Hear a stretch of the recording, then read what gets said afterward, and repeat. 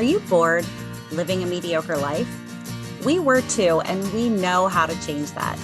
Each week, we'll leave our comfort zones to explore a new topic, then step onto our soapboxes, a safe space to sound off on our latest adventure. Come explore with us. All opinions are welcome. This is a mindset. This is a lifestyle. This is Siren Soapbox.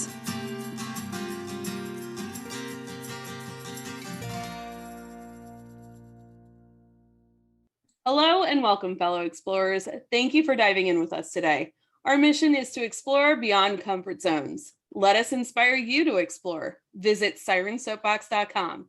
We have a link for a free month of Audible, information on upcoming challenges, a link to our coloring book, and information on our new magazine coming out in May.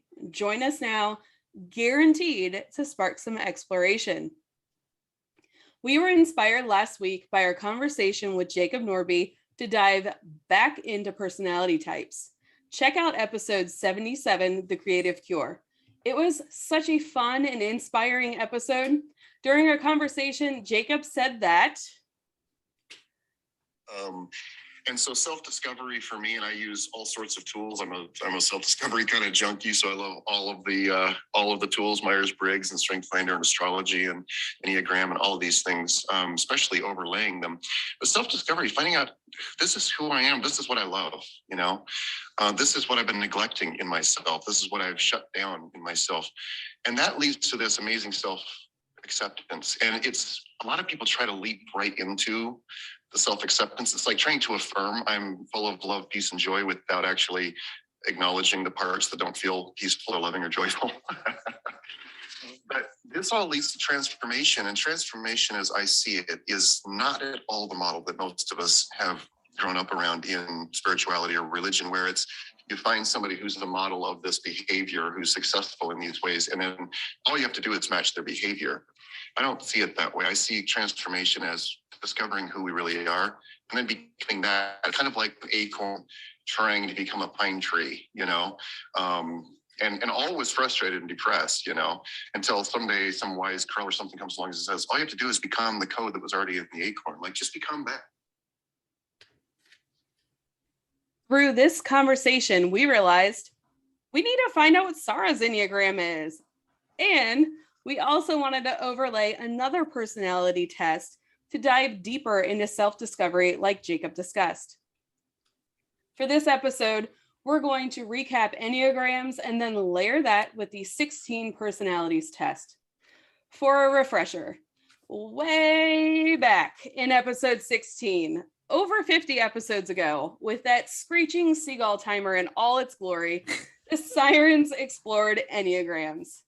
Enneagram is simply a map for self-discovery and personal growth based on 9 basic personality types. The Enneagram accurately and clearly describes the way you think, feel, and behave in particular ways based on your core fears and core desires, according to YourEnneagramCoach.com. Siren Jess is a 2, nurturing supporter. Type 2s are people who see the world through relationships and define themselves through service to others.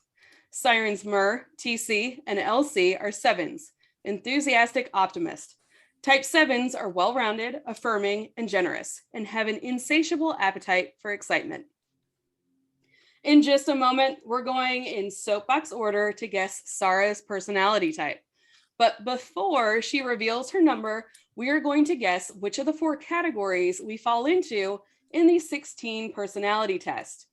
According to 16personalities.com, they use the acronym format introduced by Myers-Briggs for its simplicity and convenience, with an extra letter to accommodate 5 rather than 4 scales.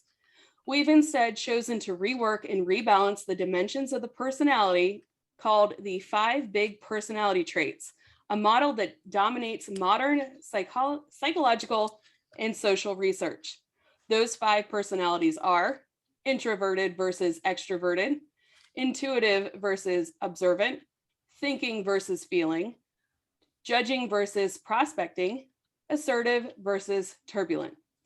Based on what combination of those 5 scales you get from your test results, it will determine which of the 16 personalities you have. The 16 personalities can be broken into 4 categories: Those are analysts, known for their rationality and intellectual excellence. Diplomats, known for their empathy and passionate idealism. Sentinels, known for their practicality and focus on order and stability. Explorers, known for their spontaneity and flexibility. It's a lot, but let's dive in. First, if at any time the conversation gets too intense, the safe word is Mango. mango. In soapbox order, let's guess Sarah's Enneagram number. Mer, you're up first. All right. So I think Sarah is a number 6. I think she's a loyalist because it is described very succinctly as committed and security oriented. There also might be a little tagline about being suspicious. And I think that is ties along with her I love cats personality. Jess?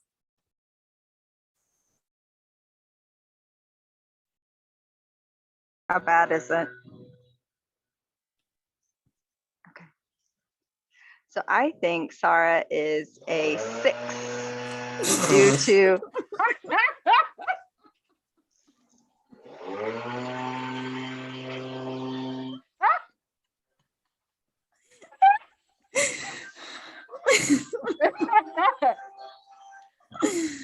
Oh, it's hilarious. Quick, get it out. You can do it. Do it. Go. I think Sarah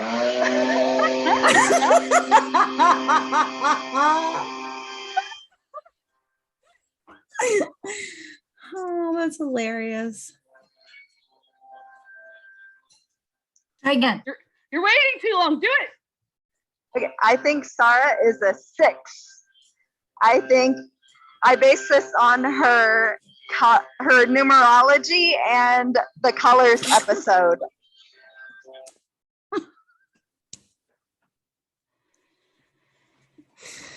Well, I also think Sarah is an Enneagram 6, the faithful guardian. She seems to like to be prepared when approaching something new.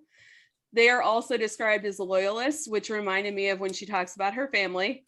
They are also suspicious. When I read that, I pictured Sarah saying, yeah, right, which I think we've heard a time or two. Also, back to the magic numbers, I believe hers was a 6. TC, what do you got? So you've all convinced me that maybe she's a 6, but I originally thought she was a 3 because she is success oriented. She is also adaptive and driven. And I don't know, I thought maybe she was a 3, the achiever. TC, I was going to pick a 3 until I read the 6 description. So that's interesting. Well, so we'll start off by saying that, well, I can't say, well, we'll say that maybe there's some right and there's some wrong, and we'll just go from there. How about that? Otherwise, it may give too much away. So we'll move on to the other personality testing, and I will give what I thought everybody was in the other personality test. I will start with Mer. Hold on, pause. Who's doing that? Who's? I don't know. I'll mute. Try. How about now? I don't hear it anymore. All right, so Mer, I was pretty sure that Mer was an explorer because of the spontaneity and ingenuity. That's what I came up with for Mer. LC, I also thought was an explorer for the same reasons, the spontaneity, flexibility. Jess, I was pretty confident you were a diplomat just because of your empathy and your diplomatic skills. And who have I not done? TC, well, again, an explorer. I don't know if it's because you were all 7s, it's just sort of similar. It's that sort of explorer personality. So that's what I went with, that spontaneity, ingenuity, flexibility. It all just seemed to go. So there you go. Who's next? Okay.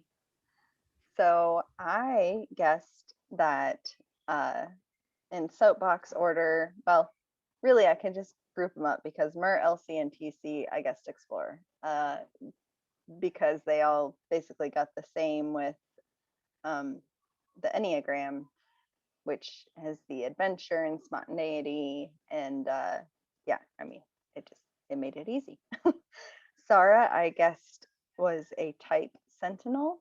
I did not break them down into subcategories, but Sarah, I guessed Sentinel because of loyalty, empathy, basically everything that I guess the type 6 Enneagram for. So next, LC, what's your guess? Well, first, I'm going to say that I'm praying for you, Jess, that Sarah is also not a type 7, because if that's the case, then you're screwed and you just know it now. It's okay. You'll survive. Yeah, you will. For the 16 personalities in soapbox order, I think Mer is an explorer because she seems spontaneous, bold, and like the life of the party. For Sarah, I thought Sentinel, maybe even more specifically the logistician. Did I say that right? Maybe because she seems logical and fact-minded, which I can see being very helpful for her job. For Jess, I put Sentinel, maybe more specifically a consul because of her Enneagram for needing security, caring for people, and helpful. And TC, I think, is an explorer. And if she's not, I'm willing to guess that she took the personality test again to see if she got a different result. And I picked this because she likes to experiment with new things, live on the edge, and is adventurous. What you got, TC? All right, I'm going in some random order that I wrote them down. I guessed that LC is an explorer because she explores. And I just felt that that really encapsulated who she is. Jess, I guessed was a Sentinel. And specifically, I guessed that she was a defender because she regularly comes to the defense of everyone. And Sarah, I guessed, was the analyst and specifically the architect in the analyst area because she is a strategic thinker and she does have a plan for everything. She's also imaginative. Mer, I guessed the diplomat. And I guess the reason that I thought specifically the mediator, because of the description, poetic, kind, and altruistic. And she's always eager to help a good cause. And she really is. Like, she's such a good person. It's amazing to me. So that's what I think everyone is. And Mer, what do you think everyone is? Well, that was super flattering, TC. Thank you for that. Sarah, I guessed, was a Sentinel, but more specifically a defender, because she is always very protective of her loved ones. She makes it very clear to us that that's important to her. Jess, I chose the same thing that LC did, a Sentinel, specifically a consul, for all the same reasons that LC picked. Mostly because Jess is just always so eager to help people. And that was one of the defining personalities of that personality type. LC, this will be a shocker, but I chose explorer, specifically adventurer. And I think that is, all right. So the first line of the description of the adventurer is flexible and charming artists. And I was immediately made me think of Elsie. And then TC, I had a tough time deciding for you. I chose two. The first one I chose was an analyst, specifically the commander. And that's because you are very bold and imaginative, and you will find a flipping way to get something done if you want to get it done. But then, like LC said, I was wondering why I didn't choose explorer for you. which is a little hilarious. So then I thought maybe you've kind of closely fit the entrepreneur as well because of your energy, and people just really enjoy being with you, and you're very adventurous and smart. And those are all the things that I thought about you. So I am really curious to find out what everyone's real personalities were. So for me, I think for all of us, we took the 16 personalities assessment, and I found that I am exactly the same person I was when I took the assessment a year ago. I don't know why I took it then, but I did. And I feel comfort in knowing that I am who I am. And who I am is an assertive campaigner. That is a diplomat. So TC, you were pretty right on. You guessed the diplomat, but not the correct subcategory. Very close. And after reading the description, I completely agree with the assessment. So the campaigner is a diplomat type, just like I said, and they're known for their empathy and diplomatic skills, according to 16personalities.com, that is. And one statement in the campaigner's description totally stood out to me. It says, these personalities believe that everything and everyone is connected, and they live for the glimmers of insight that they can gain into these connections. Now, I've believed for years that we're all connected, and that's what's best for you is best for everyone. So saith the universe. Another piece of the description reads, these personalities radiate a positive energy that draws in other people, and campaigners may find themselves being held up by their peers as a leader or guru. But once the initial bloom of inspiration wears off, campaigners can struggle with self-discipline and consistency, losing steam on projects that once meant so much to them. I live this. I feel this description deeply. Let's take my handmade journals, for example. I loved learning how to make them. I loved painting the covers and stitching the binding. But once I felt like I mastered the skill, I found it boring, and I no longer have the same passion for creating them. This is a pattern that I see repeated over and over again in my life. Learning how to roller skate, distance running, beekeeping, propagating houseplants. These things all once sparked incredible joy until I felt bored with them and moved on to the next shiny thing. So this also screams 7, which is my Enneagram type. 7s tend to get super excited about learning new things. Then we master them rather quickly, get bored, and move on to the next distraction. And I have a love-hate relationship with that aspect of my personality. I do love my thirst for knowledge and my natural curiosity, but I could really just pick something I would love to do for the rest of my life and get on with already too. Dang. Sarah, we are dying to know, what is your Enneagram type? Well, I'm pretty sure actually that I did this Enneagram test earlier this year, but I seem to remember rushing through it and I couldn't find the email with those results. Plus, I remember feeling not very confident in my answers for a couple of reasons. I do remember feeling rushed at the time, and I didn't love the way the questions were presented. So I decided to start fresh and do it all over. I can't remember if I ended up with the same results, but I do know that I still don't really love the questions. I mean, sometimes they're really confusing and contradictory, or at least the topics in the questions didn't seem to relate. But I'm not a psychologist, so maybe they do somehow. But anyway, it seems that I am a, drumroll please, a number 6. I am the loyal guardian, dependable, committed, a team player. At my best, I'm reliable and loyal with a good sense of humor. And I would agree with all of that. But I really got so confused with this whole description because the brief description got really, really weird, talking about what happens when I forget the truth of the gospel. So it really kind of lost a lot of credibility with me at that point. So I looked a little bit more at the intense description, and it sure was pretty intense. But in general, there were some parts that made sense, but I don't know if I agree with it all. Anyway, moving on to the 16 personalities test. It was a little easier to take. I think the questions were a little more focused. It didn't list a bunch of, you had to say that you feared all of these things and you had to try and read each one and see which, I don't know. Anyway, moving on. It was a little easier to take this one. I apparently am a sentinel defender. Specifically, I am introverted, observant, feeling, judging, and turbulent. Those are my letters or my personality aspects. I think this test might be a little more accurate, at least for me. even though those terms don't necessarily describe what they mean. I mean, turbulent doesn't mean turbulent, but it does describe me, self-conscious and sensitive to stress. But the introverted part is really spot on. I don't love social events, and I can be pretty sensitive to external stimulation like sounds and smells, which is the way they describe an introvert. Interestingly, defenders are loyal, reliable, committed, and fear rejection. And those are all traits that are found in the type 6 people. So yeah, maybe I answered those confusing questions better than I thought I did. So Jess, had you ever done a Myers-Briggs test before?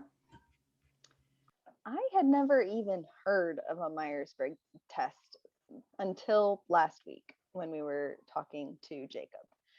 So I was pretty interested to see how accurate it was and how much it matched up with my Enneagram.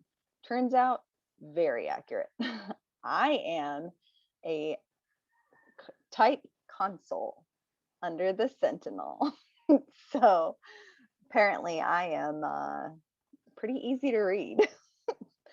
So my strengths and weaknesses lined up very well. And I like to see how the results are broken down into sections with tips on interpersonal and romantic relationships. So you can see how your personality type really affects those. I also like the summary in each section so you can decide how far down that rabbit hole that you really want to go. I think my Enneagram results still speak to me more as far as my core strengths and weaknesses. I also like how it gave my breakdown of the other personality types so that I can see what areas I had strengths in. And in my Enneagram, I do also have 83% type 7. So it makes me wonder if I really had that before the soapbox, or if the type 7s are really just trying to sway me over to their side. But apparently it's working. So anyway, LC. I totally forgot what your torch question is. I'm terrible. Mer, I'm really sorry about this episode. Jess, it is fine. What is your torch question, Elsie? What category do you fall into? All right, there you go. Hey, Jess, say it. So, LC, what category do you fall into? I fall into the diplomat category, more specifically the assertive protagonist. I've taken the Myers-Briggs before, and I was not surprised by my letter results. The first 4 were exactly the same as when I took the test in high school. The addition of this test's 5th letter, A for assertive, did not surprise me. I am always surprised that my results show extroverted. I think of myself as a talkative introvert. When you finally get me out of my shell, that is, my shell as my family calls it. I was really hoping that I would be in the explorer category because I think of myself as adventurous and creative. I really thought I was going to be the adventurer, like Mer said. That's funny. She looks at me the same way I think I have myself, which is great. But they are introverted, like to explore, and are artistic. And these are all things I would definitely describe myself as. Upon further investigation of the assertive protagonist type, and having to get over the fact that I'm not their type of explorer, I do think that I fit into this category. I typically find myself in leadership roles in many situations. I've had several supervisor and managerial roles. I've led a couple of retreats, and I've been a coach. It can be awkward at times because sometimes people look to me to lead and I'm not really sure if it's my place or if I'm overstepping my bounds. I think that my resting bitch face might have something to do with maybe looking like I have some sort of authority. I don't know. I think that if I had to choose between Enneagram and 16 personalities, Enneagram seems more accurate, or at least certainly more fun. See? So type 7 again. However, I think that in doing this and layering it with Enneagram, astrology, numerology, color, DNA, even Cookology, and the Book of Questions, they're all helping me to better understand who I am. And I've got to say that every single one of those self-discovery exercises have been accurate so far. I can't wait to see what self-discovery journey we go on next. TC, what did you think your personality style would be? Well, I really wanted to be an explorer. I see myself as an explorer. I specifically wanted to be an adventurer. Second choice, entrepreneur. I actually Elsie, you were right, took the test many times in an attempt to be an explorer. I could not be an explorer. In all of the times I took the test, I could actually only get 2 different results, which left me wondering, how in the hell do people get other results? I couldn't force other results. I only got 2. The majority of the time I was the campaigner, which is a diplomat. I was a diplomat campaigner. The other result that I was able to get was the debater, which is an analyst. So Mer was closest when she said that she thought I was an analyst. I noticed that every explorer type has an S, which is an observant, over an N, which is intuitive, which is why the 3 of us, none of us got the explorer, because we're all very intuitive. Since I'm a very intuitive person and I believe in intuition, the explorer was just not written in the stars for me. I was surprised by the results, but I feel like they must be accurate since I couldn't even force the results I wanted. Personality tests always get me out of my comfort zone, because what if I don't like who I am? I feel like that's kind of lame, but it's true. So I am an Enneagram 7 and an ENFP A. In fact, my A, which is assertive, is really high. I am 92% assertive. Who's surprised by that? Not me. Yeah, no one. I completely agree with my Enneagram number. I live and breathe that I'm a 7. I will continue to be a 7. And when people ask me who I am, I'm a 7. I'm a 7. I'm a Sagittarius 7. I need to work on accepting, maybe even embracing my Myers-Briggs number. I'm curious to know how many of you are assertive versus turbulent. Who else was assertive? Tracy, not only am I assertive, we have the exact same letters. And Time out. the three 7s are all diplomats. What Mhm. happened there? Time out. I took this test last year. I don't know if we were looking into this last year for an episode, but for some reason I took it last year too. I did a different email, took it again blind, and I was last year a campaigner, and I will send you the receipts, but I know I'm a different person than I am from last year, and now I guess I'm the protagonist, but still diplomat. Yeah, that's the thing. That's crazy that the 3 of us are all diplomats. So sorry. My The rest of biggest the fear girls. was that I was going to be a diplomat and Mer and Elsie were both going to be explorers. And I was going to be so sad by that. I was going to be really sad by that too. And then when we're getting into it, I'm like, we're not actually going to be explorers. I know this. You can't, because all of the explorers have an S, which is observant S. versus intuitive. Mm. And Yeah. so I couldn't even force it. I was trying so hard. I even read the description for an explorer and then tried again. Nope. Oh my couldn't do it. God. Sarah, you were turbulent, right? Yeah, but only 56%. That's Mm. barely turbulent. Jess, what were you? I was turbulent. I'm trying to find the actual Makes sense. things again. So I am assertive, but mine's only 64%. So Elsie, what were you? Oh, I think I just closed that window. Let me scroll up. Hold on. Okay.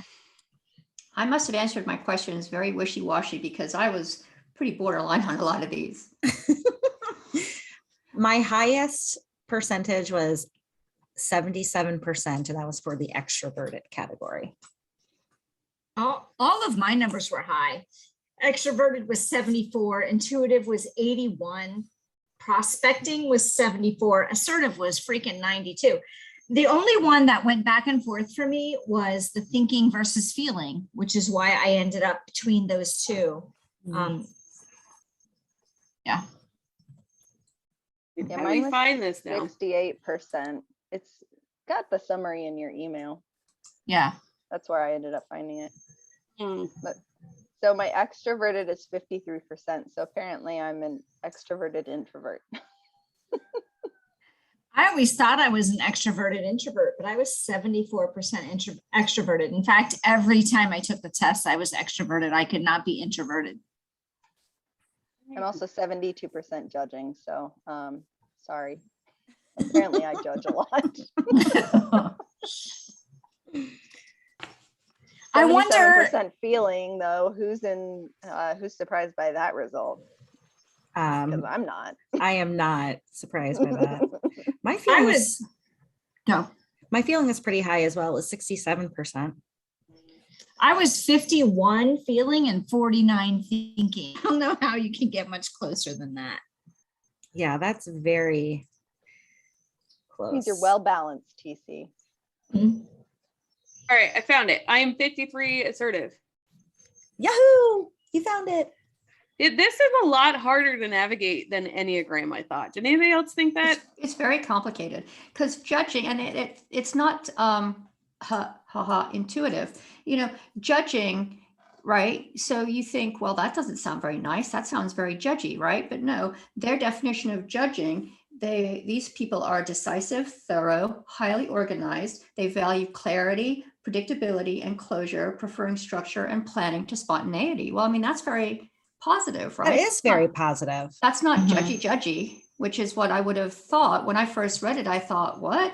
Same thing with turbulent. I thought, well, I don't consider myself to be a particularly turbulent person, but a turbulent person is self-conscious, yes, and sensitive to stress, yes, very. Likely to experience a wide range of emotions, and to be success-driven, yes, perfectionistic, and eager to improve. Well, not if there's a couch around, but you know, so turbulent is not very intuitive, right? Turbulent You're right. kind of brings to mind chaotic, but you really have to study. This is a lot of work, a lot of studying, which for me, you know, and I have to admit, I didn't study Explorer and all of the nuances of it. I just thought, heck, Explorer, duh. So, and same thing with the Diplomat. I didn't study Diplomat, and had I read it, you know, and studied it very thoroughly, I might have made better guesses. But because it's very in depth, I would say. I was Okay. basing it on, like, it seemed like a lot of the artistic and creative ones were under Explorer. And I mean, that's, to me, those three. Like, very Yeah, I really wanted to artistic be. brained and creative. And so We tried to make you that way, Tracy. I tried so hard. we did. Well, we tried too. Yeah, we So did. I did find an article that tells you the correlation between Enneagram and Myers-Briggs. Oh, So now that we know everyone's Enneagram, a type 2 Enneagram, the correlation is the feeling types. So Jess, you have an F in yours? She's muted, but she's saying yes and nodding. I'm saying yes. It's ESFJT. Okay. And then type 6 is Sarah, and the correlation is introverted and sensing. Do you have an I and an S, Sarah? I and an F, An I and an F. or I and an O, observing. Observant versus, no, the O is sensing. It's just different because we did the type 16. So that's still accurate. Sarah, what are your letters?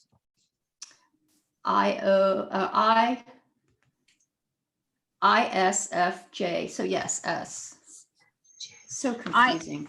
ISFJ-T, right? Yes. So yes, observant is S, Yeah. So that's correct on obviously. yours. And then for the type 7s, extroverted, an E, and perceiving, a P. And I don't know what perceiving matches with in the one we took. I should have done that. Oh, it's intuition. Maybe the- So that would be the N, I think. yeah. Let me look.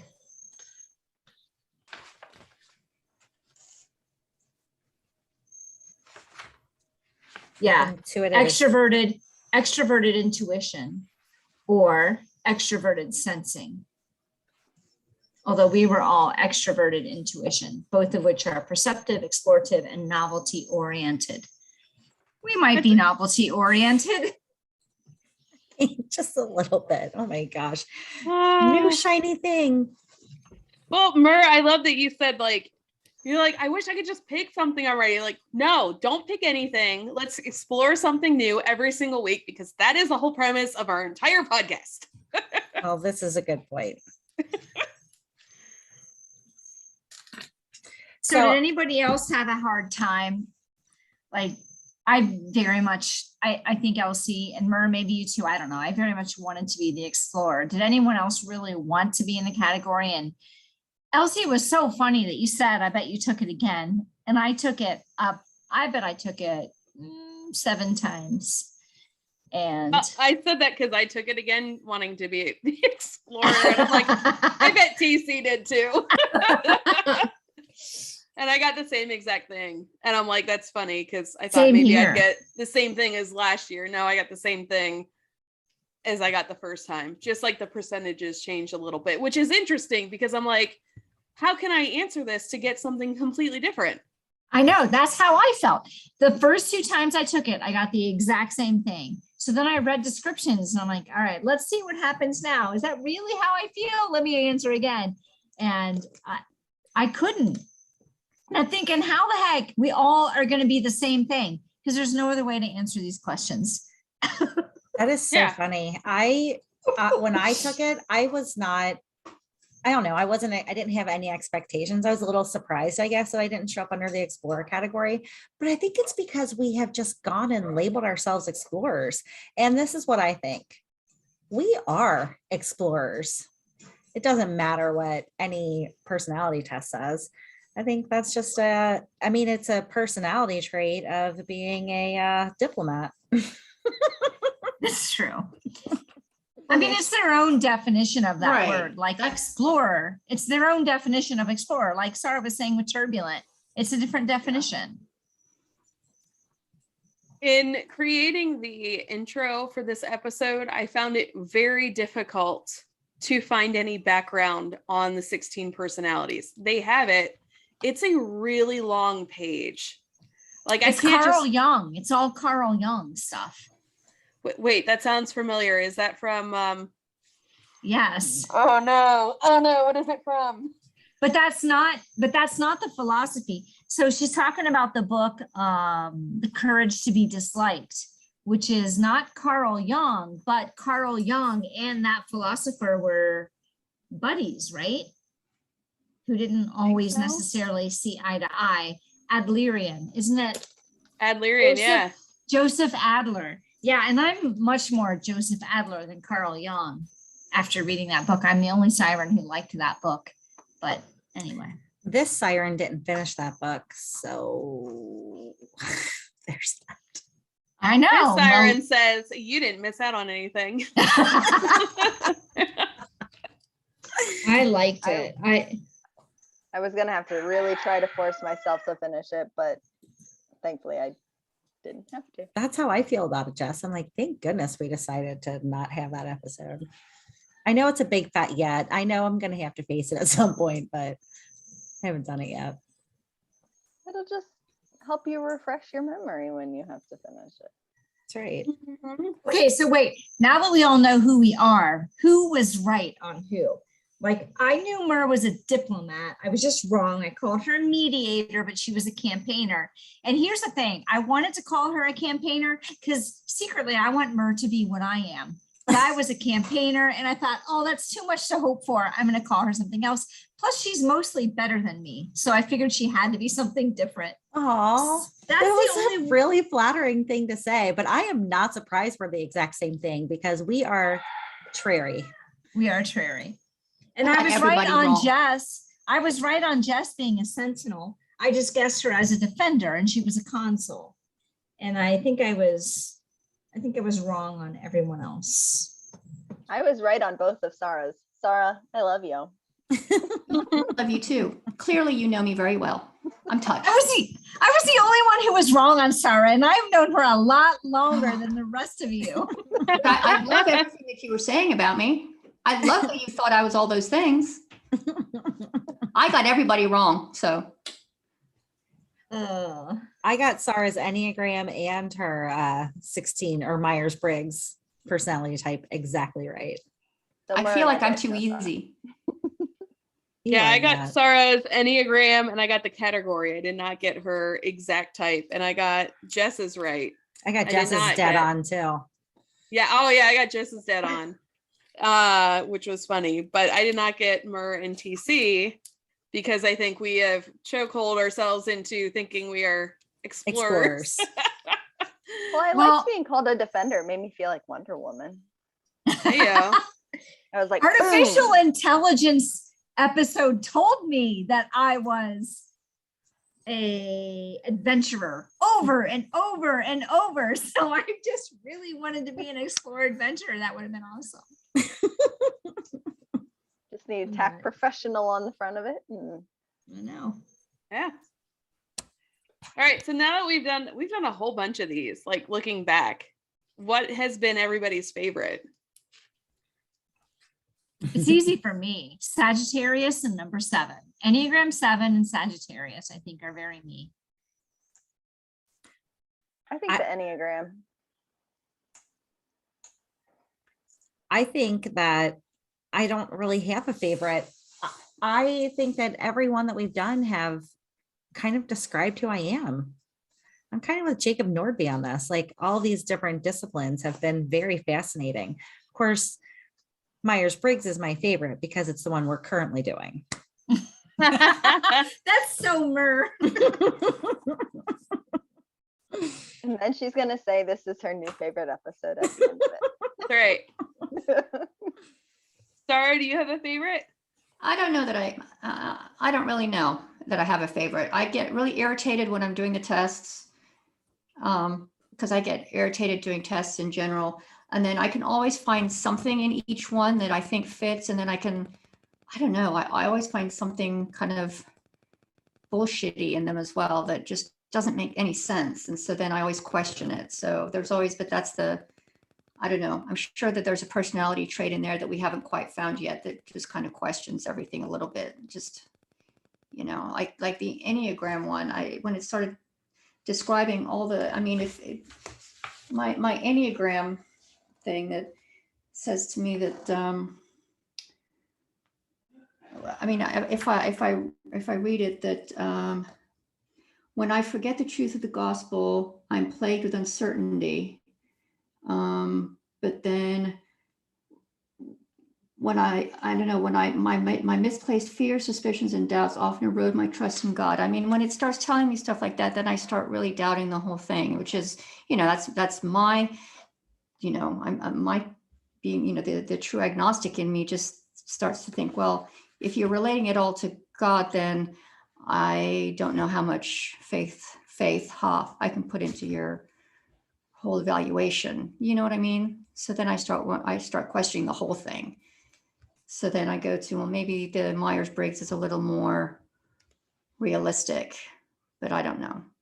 Then I look at, I've been told that, well, that Enneagram test in particular is very religious heavy, which is probably why you're struggling with it a bit. But I've also, and I don't know how accurate this is, Enneagram is kind of like the religious version of looking at astrology and trying to understand personalities, which is where I've been the most fascinated with the magic numbers and colors, because that was kind of dipping in the woo-woo section that was uncomfortable for me. And I'm like, wow, it's kind of crazy how accurate that is. And it makes me want to explore that more. But it was strange though, because none of the questions in that test really would have led me to think that the explanations about the types was going to have anything to do with God or spirituality. So I was a little bit surprised by that.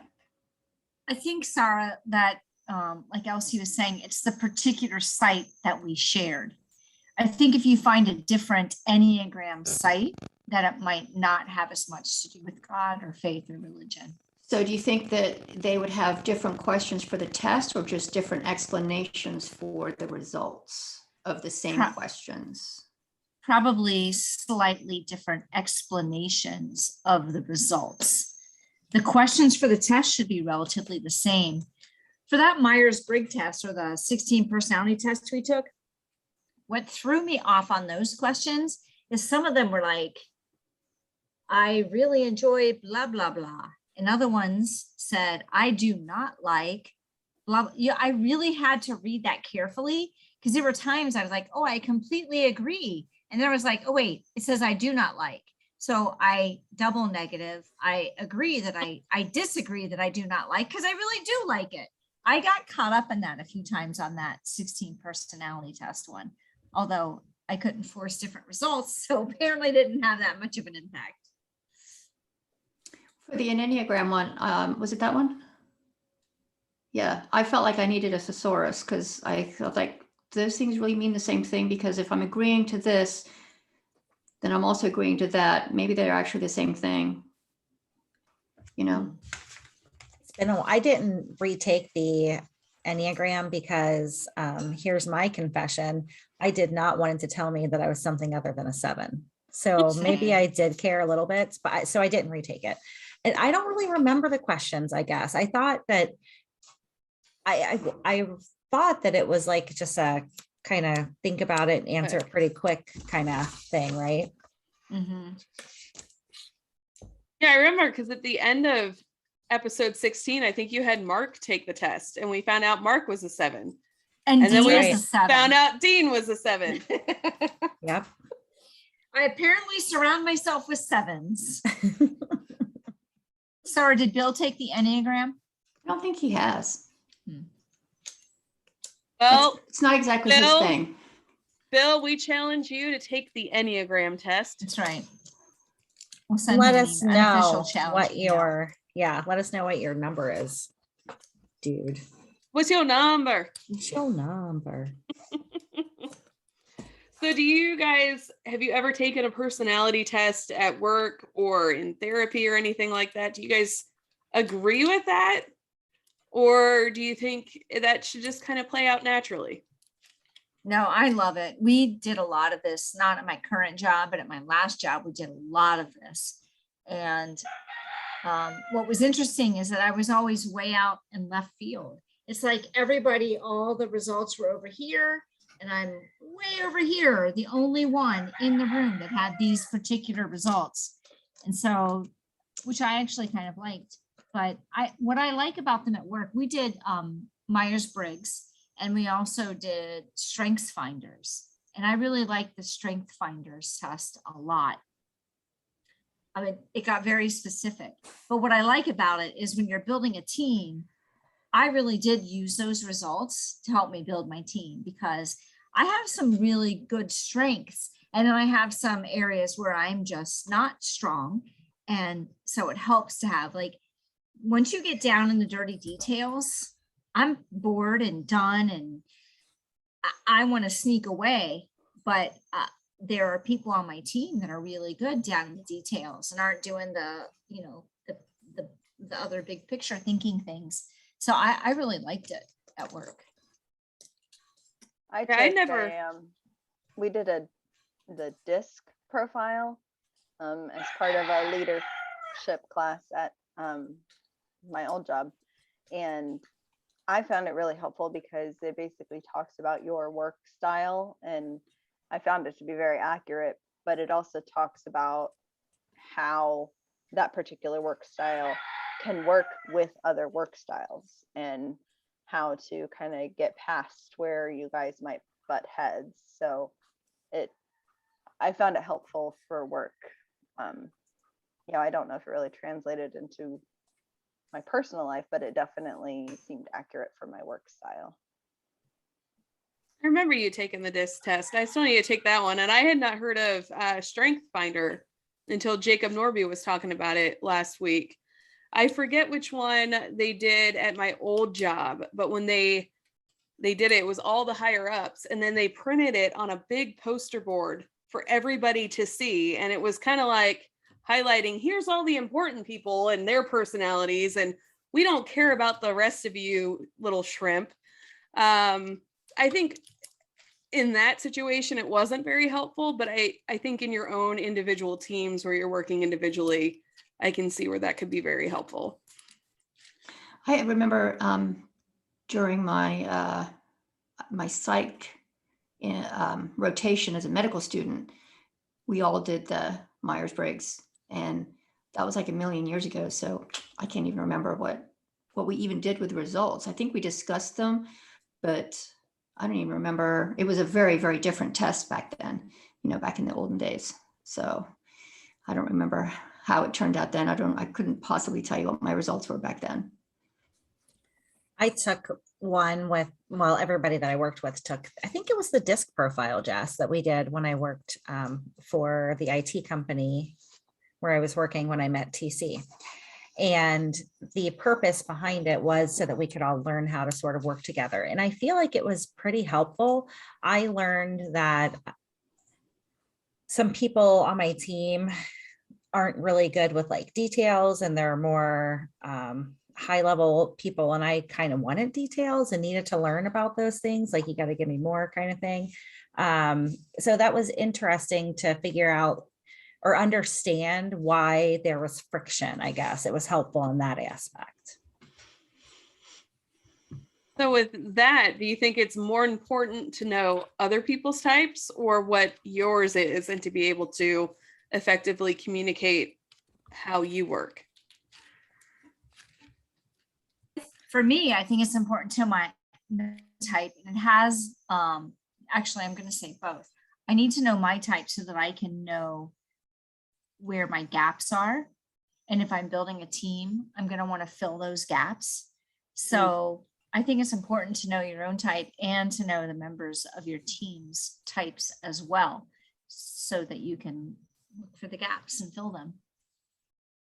I don't know if it really, like, I don't think I would remember what everybody's types are, but I think it did help me recognize the different types, and just, you know, recognizing where my shortcomings are and why I might be feeling friction, like TC was saying, with certain people, and just to help kind of learn how to work around those things and recognize why that is so annoying to me or so frustrating to me. And it's like, oh, well, you know, they just have a different work style, and kind of turn it around to be, well, let's use that to my advantage. I don't like micromanaging. So if somebody else likes the little details, let's let them take care of it, and I'll just take care of something else.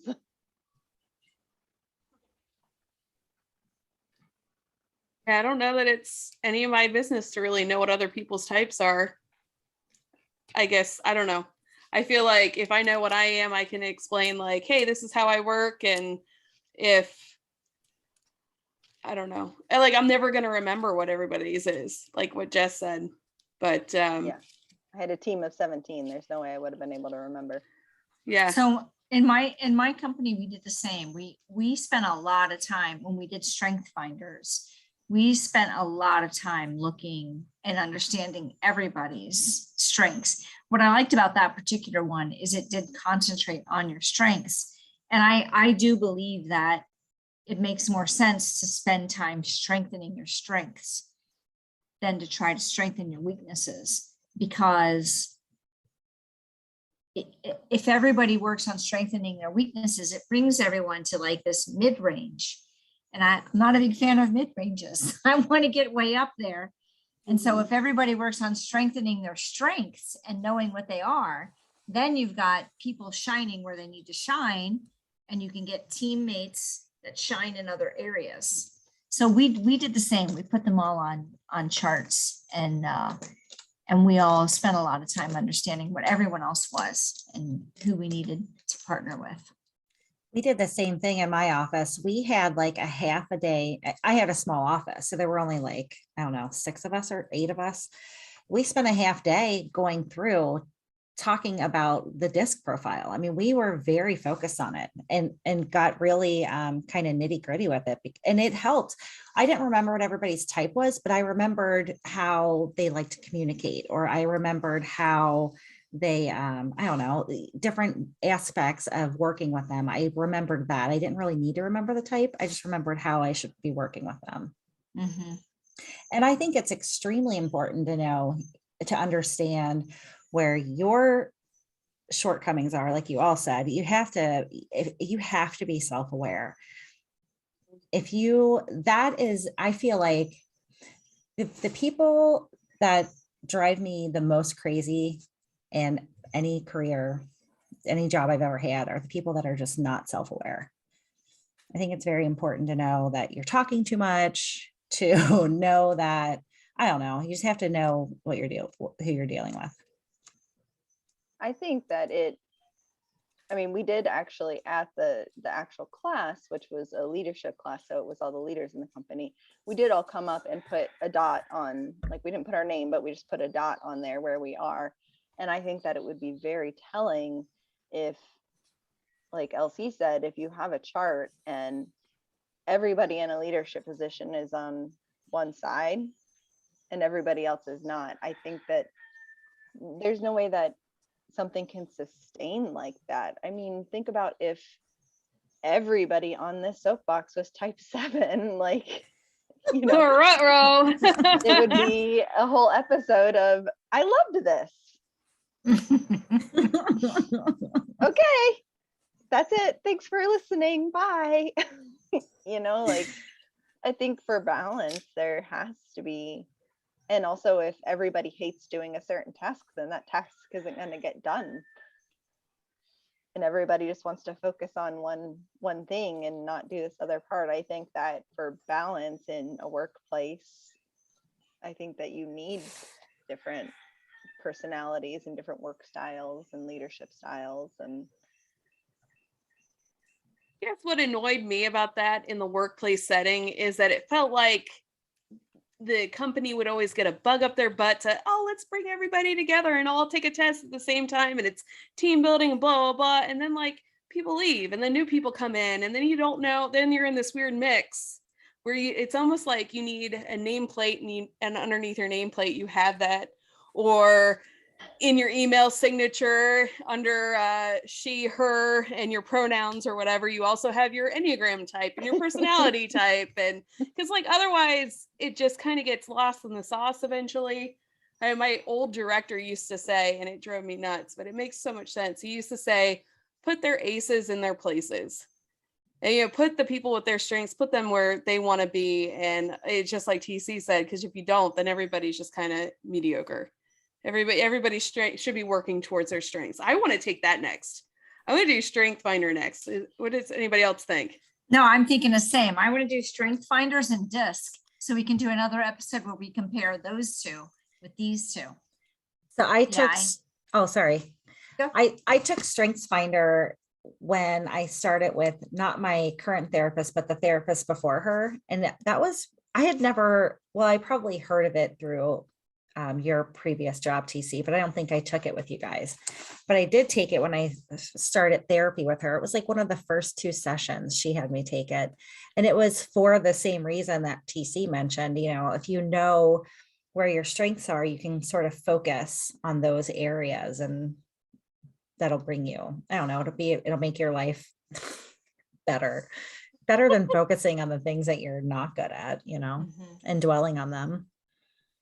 But okay, here's the thing. You take a personality test. That's how you perceive yourself and not how maybe others perceive you. I thought about that too. I wonder if the other sirens, like, what if we took this Myers-Briggs and I said, I'm going to answer all these questions based on what I think Myrrh would, what is correct for Myrrh. And I'm going to answer all these questions based on what I think is correct for Jess and what I think is correct for Sarah. I wonder how closely my results would be to the person that I was trying to keep in mind when I answered the questions. Ooh, that'd be a fun experiment. apparently mine would all come out the same because y'all nailed mine. You guys already did, apparently. Except for, you know, like I apparently don't know anyone because I'm always wrong on these things. So there's that. I don't know. I I'm think it'd be fun though. always wrong too, so I'm right there with you. I'm sorry, could you say that again, Sarah? I'm always wrong too, so. I think there's probably some truth to everybody's perception of everybody else. Yeah, true. Well, I guess There you is- all as explorers, so you're welcome. Thank you. We That's what appreciate we that. wanted to be. There is that thing that talks about, you know, the side of you know, and the side of you that other people know. So we can talk about that too. Yeah, that's an interesting little rabbit hole. So our challenge for our listeners this week is to take a personality test and let us know if the results surprise you or if you agree with them. And just so you know, we took the assessment available at 16personalities.com, but you can take whatever test appeals to you and then tell us about it by using the hashtag Siren Soapbox on all the social medias. Sirens, thank you so much for sharing your personality types. These episodes, you guessed it, Jess, always make me feel closer to you. And I just love that so much. The campaigner loves to form deep connections after all. So thank you all for obliging me. And thank you, fellow explorer, for listening to this episode. Follow the Sirens on Facebook to get a daily dose of awesomeness and check out our website, sirensoapbox.com, for even more Siren Soapbox goodness. Maybe you prefer to watch over listening. That's cool. We have a solution for that. Subscribe to our YouTube channel and don't forget to like and subscribe to this podcast wherever you're listening now. That will help us reach more people like you. Until next time, dive in, stay curious, and be happy. Oh, we didn't have a guest this week. You know, that felt like a Thank you guys struggle. so much for dealing with that. The lawnmower and the rooster and The roosters are just Kauai. That's at least it wasn't constant. But That mower was hilarious. You I'm know, leaving all of that in the YouTube. I can't wait to post that in like some behind like bloopers footage or some shit.